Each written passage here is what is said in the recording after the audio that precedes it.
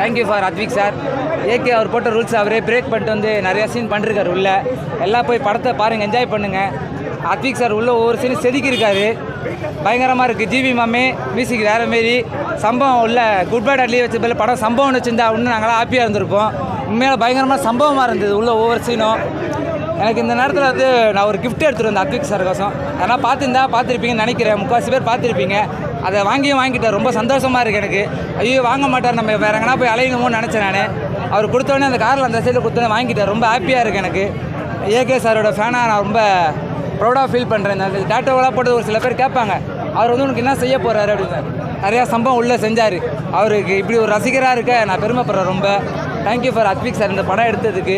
போன படத்தில் என்னென்ன இல்லைன்னு சொன்னாங்களோ இந்த படத்தில் எல்லாமே இருக்குது. 1% கூட யாருமே எதுவுமே சொல்ல முடியாது. இந்த நேரத்தில் இன்னொன்று மீடியா முன்னாடி ஒன்று சொல்லிக்கிறேன். முதல்ல வந்து அடங்காத அஜித் குரூப்ஸ் தலை சஃபி அவர்கள் எனக்கு வந்து பயங்கரமாக ஒத்துழைப்பு கொடுத்தாரு. இந்த ரோஹிணி தலை டிக்கெட்டு இது பண்ணி கொடுத்தது அவர் தான். அது இல்லாமல் மதுரைக்கு வர சொல்லியிருக்காரு May 1 அங்கே 2 பவுன் மோதிரம் எடுத்து வச்சுருக்காரு அத்விக் அங்கே. அந்த சம்பவம் இது பண்ணும்போது சேர்த்து என்னையே வர சொல்லியிருக்காரு.